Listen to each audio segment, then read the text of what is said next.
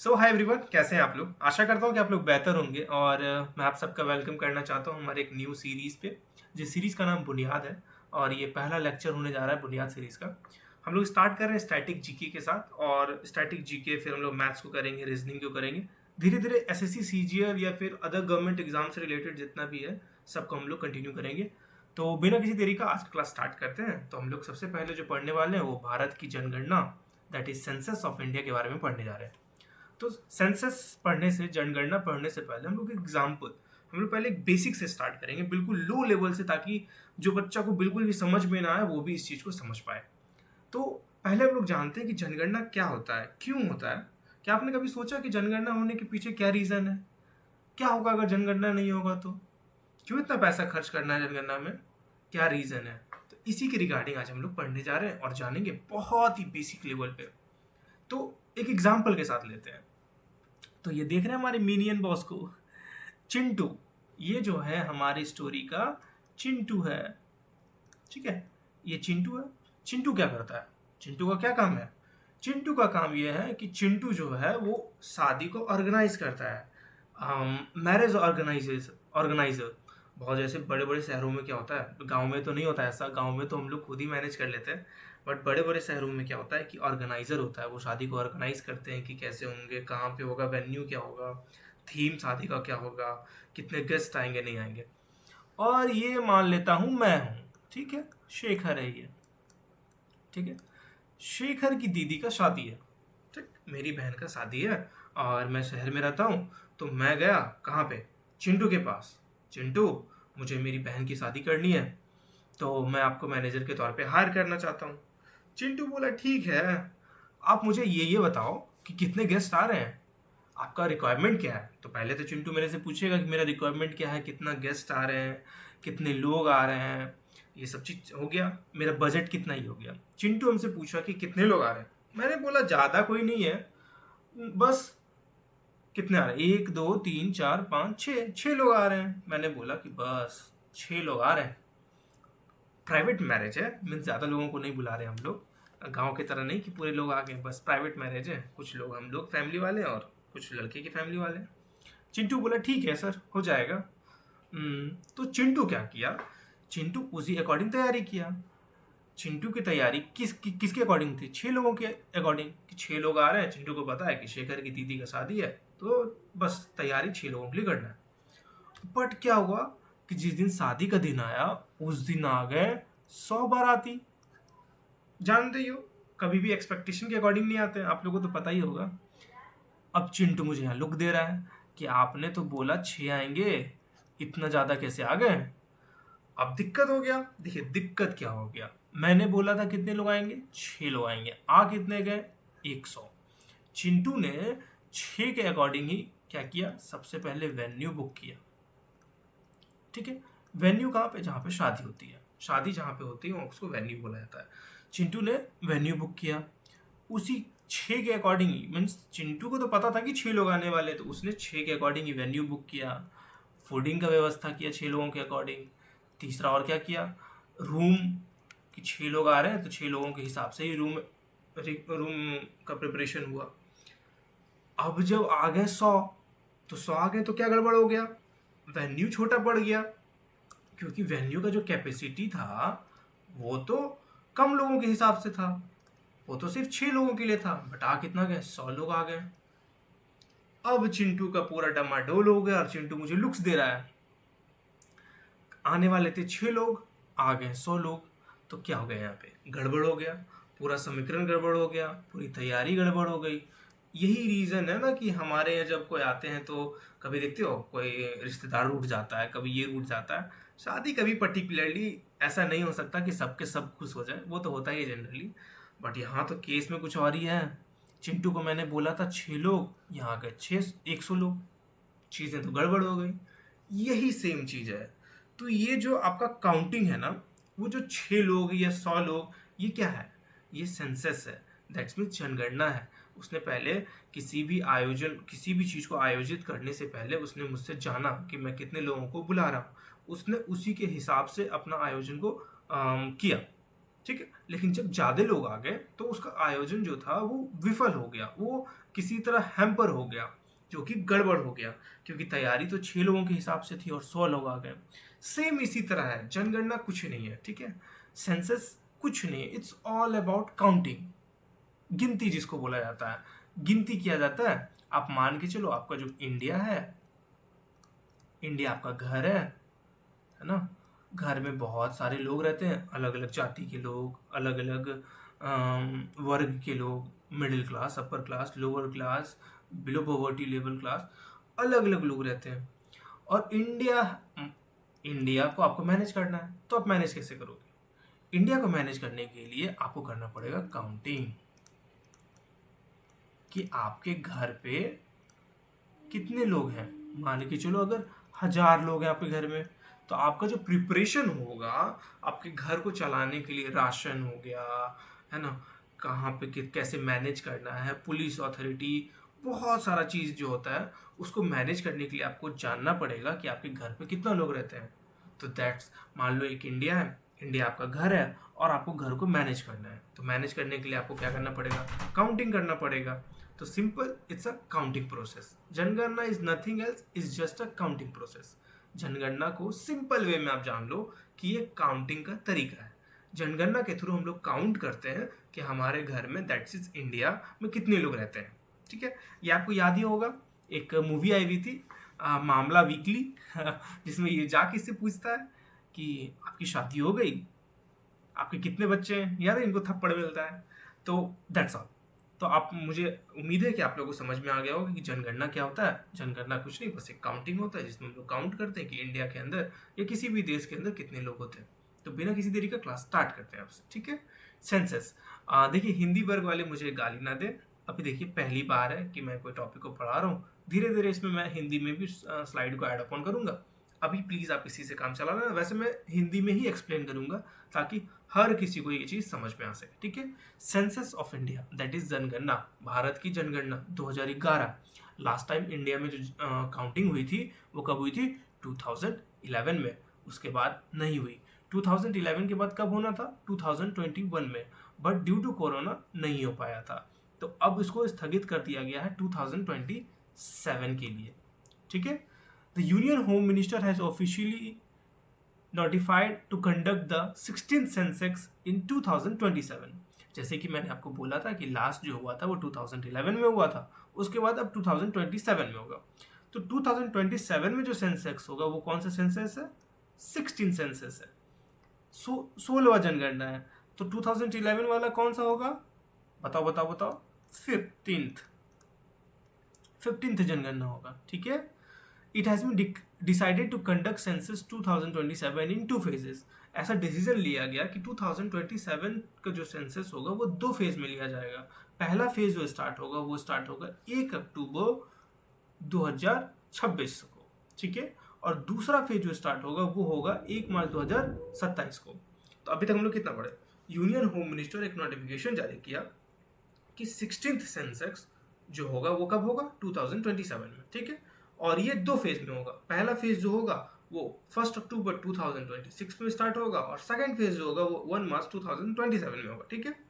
ये पहली बार होगा, this will be the first time that the Sensex will be done digitally. ऐसा पहली बार होगा कि जो सेंसस होगा आपका वो डिजिटली लिया जाएगा और जिसमें कि कास्ट को भी ऐड अपॉन किया जाएगा।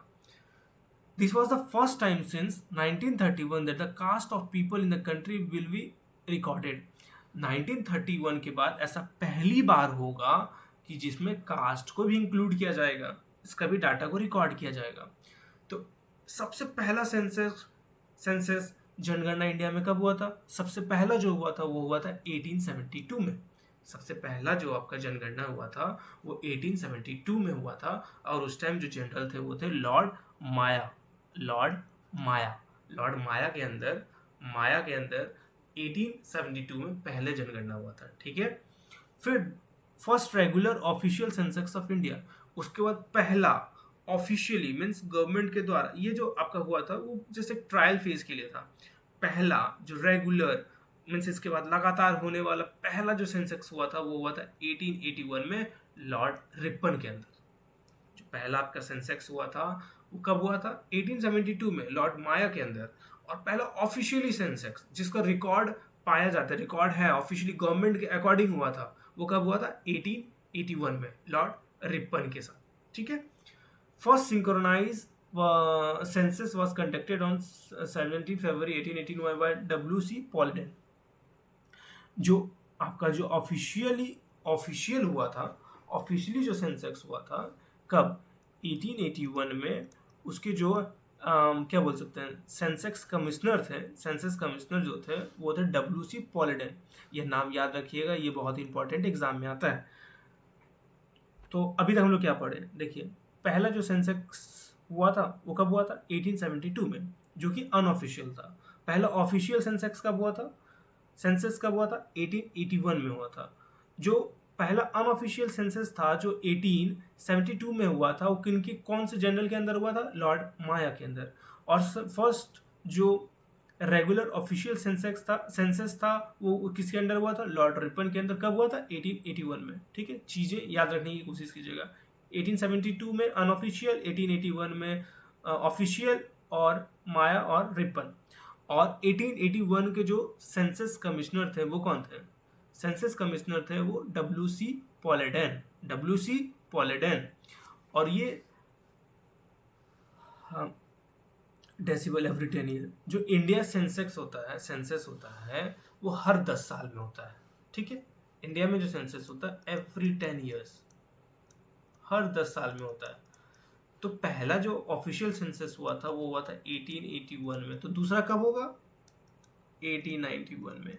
इसी तरह कंटिन्यू चलते आ गया। देख रहे हैं आप, इसका भी यूनिट डिजिट 1 है, 2011। हर 10 साल में इंडिया में सेंसस होता है।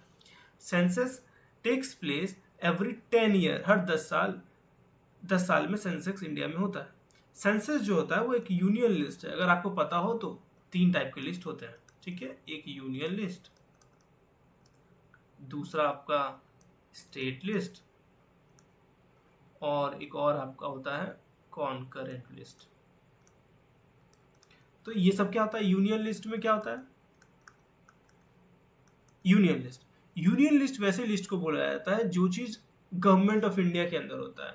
ऐसी चीजें जो जिसपे कंट्रोल सिर्फ यूनियन का, दैट्स मींस गवर्नमेंट का होता है। सेंट्रल लेवल पे जिसका कंट्रोल होता है उसको बोलते हैं यूनियन लिस्ट। जिसका कंट्रोल स्टेट पे होता है, स्टेट लेवल पे होता है, उसको बोलते हैं स्टेट लिस्ट। और कॉन्करेंट लिस्ट वैसा लिस्ट होता है जिसपे दोनों यूनियन और स्टेट दोनों का कंट्रोल होता है। ठीक है। तो where issues related to family planning are related to subject of concurrent list. Family planning जो है आपका, फैमिली प्लानिंग वो कौन सी लिस्ट में आता है? Concurrent list. कॉन्करेंट लिस्ट मतलब फैमिली प्लानिंग के अकॉर्डिंग, फैमिली प्लानिंग में जो चेंजेस है वो यूनियन भी ला सकती है और स्टेट भी ला सकता है ना। जबकि सेंसस, जनगणना जो है वो आपका यूनियन लिस्ट है। तो आप बोलोगे भाई अभी रिसेंटली जो हुआ था वो तो जो बिहार में हुआ था आपका, वो स्टेट वाइज अलग अलग है, बट ये जो है आपका वो सेंट्रल लेवल पे होता है। First census of independent India was conducted on 1951। देखिए, अभी तक हम लोग कितना चीज़ पढ़े, पहले इसको मिटा देते हैं हम लोग, है ना। आपको समझ में आ गया होगा यूनियन, स्टेट और कॉन्करेंट लिस्ट क्या होता है। अगर आप पॉलिटी पढ़ोगे तो उसमें और अच्छे से आपको समझाया जाएगा, उसमें आप और अच्छे से देख पाओगे। तो पहला जो हम लोग पढ़े थे, कब पढ़े थे? 1872 में। ठीक है, जो अनऑफिशियली हुआ था। फिर कब पढ़े थे? 1881 में, जो ऑफिशियली हुआ था, है ना। देख रहे हैं, 1872 में जो अनऑफिशियली हुआ था, 1881 में जो ऑफिशियली हुआ था। ठीक है, 1872 में अनऑफिशियली, 1881 में जो ऑफिशियली हुआ था। उसके बाद कंटिन्यू, क्योंकि ये हर 10 साल में होता था, तो 1891 में हुआ। इस तरह कंटिन्यू चलते चला गया। तो इस टाइम दौरान क्या था, हमारा देश तो गुलाम था, ब्रिटिश के अंदर, ब्रिटिश इंडिया के अंदर था। 1891 देश आज़ाद, वो तो बाद में हुआ आपका। तो पहला जो इंडिपेंडेंट मीन्स इंडिया जब आज़ाद हो गया तो उसका पहला सेंसस जो हुआ था वो हुआ था 1951 में। पहला जो सेंसस था इंडिपेंडेंट इंडिया का वो हुआ था 1951 में। कब हुआ था? 1951 में। हम लोग अभी 3 टर्म याद रखने के लिए बोल रहा हूँ मैं आपको। पहला जो सेंसेक्स इंडिया में हुआ था वो 1872 में हुआ था। पहला ऑफिशियल सेंसस जो हुआ था वो 1881 में हुआ था, और पहला इंडिपेंडेंट इंडिया का सेंसस जो हुआ था वो 1951 में हुआ था।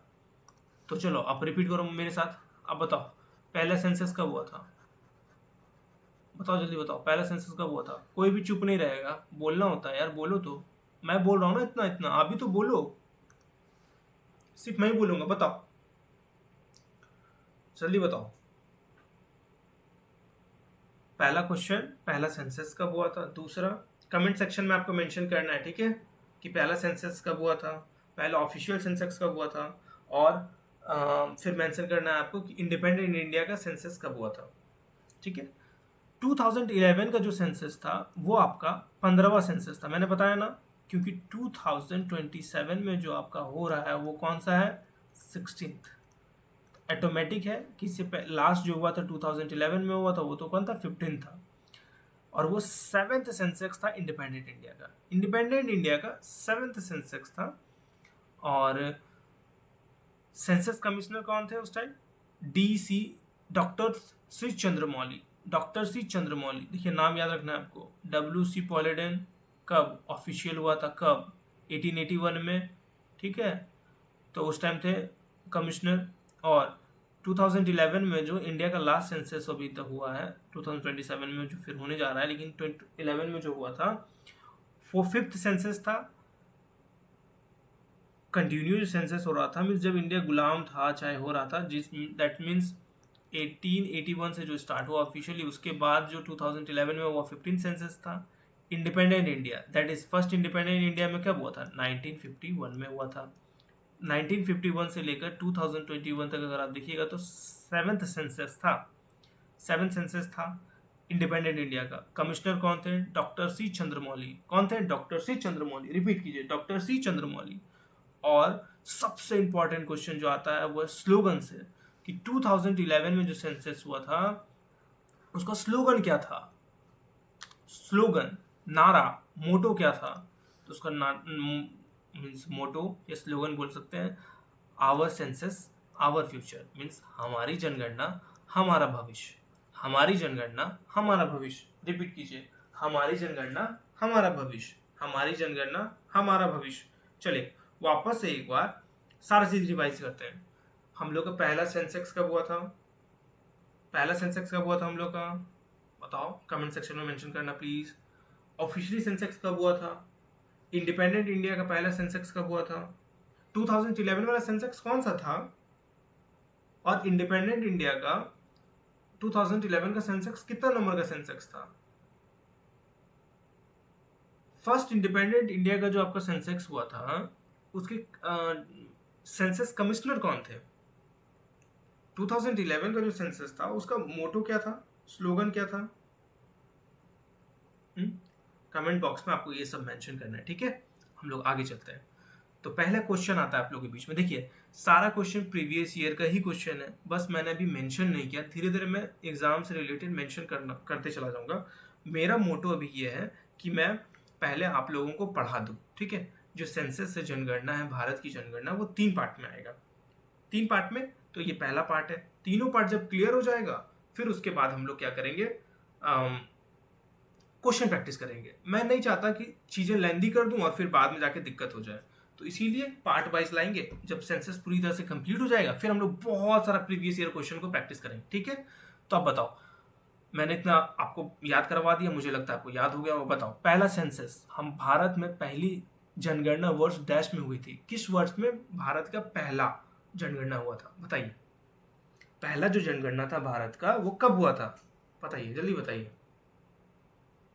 जल्दी बताइए। सबसे पहला जो भारत में जनगणना हुआ था वो हुआ था आपका 1872 में। कब हुआ था, 1872 में।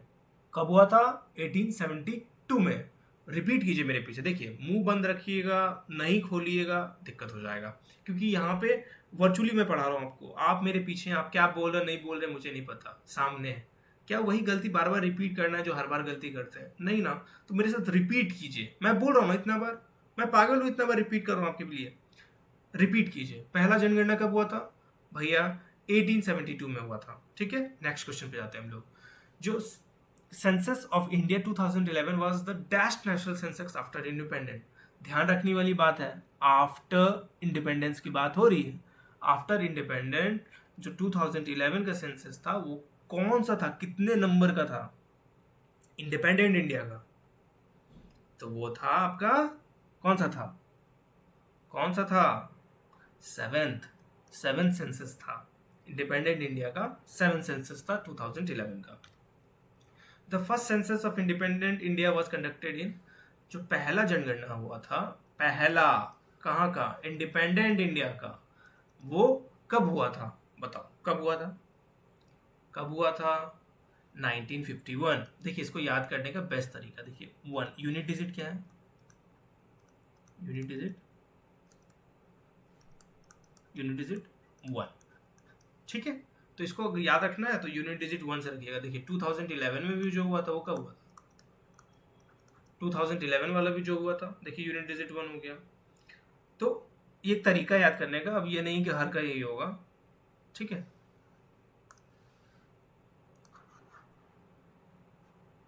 देखो ज्यादा शॉर्टकट लेने की कोशिश मत करो। चीजें शॉर्टकट में क्या होना है कि एक ही सब्जेक्ट नहीं है आपके पास, बहुत सारा सब्जेक्ट है, कितनों को शॉर्टकट के साथ लेके चलोगे आप, फंस जाओगे।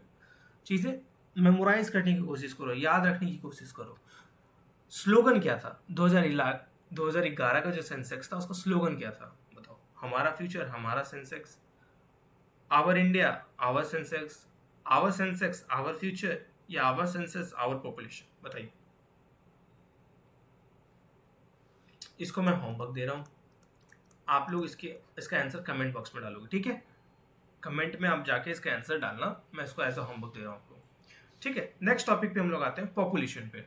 2011 के सेंसेक्स के अकॉर्डिंग इंडिया का पॉपुलेशन था 1.21 billion. Can you believe, 1.21 billion population था। और सबसे ज्यादा पॉपुलस स्टेट, सबसे ज्यादा पॉपुलेशन जो स्टेट में था वो 4 स्टेट में था। कौन सा? उत्तर प्रदेश, महाराष्ट्र, बिहार और वेस्ट बंगाल। इसको याद करने का एक छोटा सा ट्रिक है, वो मेरे बिहार पर आया, ठीक है।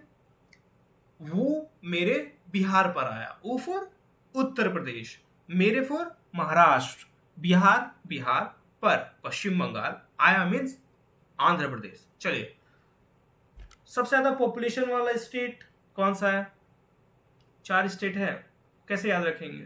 वो मेरे बिहार पर आया, वो मीन्स उत्तर प्रदेश, मेरे मीन्स महाराष्ट्र, बिहार पर पश्चिम बंगाल, आया मीन्स आंध्र प्रदेश, ठीक है। लिस्ट पॉपुलेशन में है सिक्किम, मिजोरम और अरुणाचल प्रदेश। सिक्किम, मिजोरम, अरुणाचल प्रदेश। और यूनियन टेरिटरी की बात करें तो हाईएस्ट है दिल्ली में और सबसे कम है लक्षद्वीप में, ठीक है। आगे जाते हैं। Most populous state of India is, सबसे ज्यादा घनत्व पॉपुलेशन वाला जो राज्य है वो इंडिया का कौन सा है? चलो बताओ जल्दी, जल्दी बताइए। क्या ट्रिक बताया था मैं? ऊ मेरे बिहार पर आया, ऊ मीन्स उत्तर प्रदेश। है उत्तर प्रदेश इसमें? हाँ है उत्तर प्रदेश, हो गया आंसर आपका Uttar Pradesh. Next, according to 2011 census which Indian state है second largest population after Uttar Pradesh? देखिए याद करना कैसे इंपॉर्टेंट हो गया।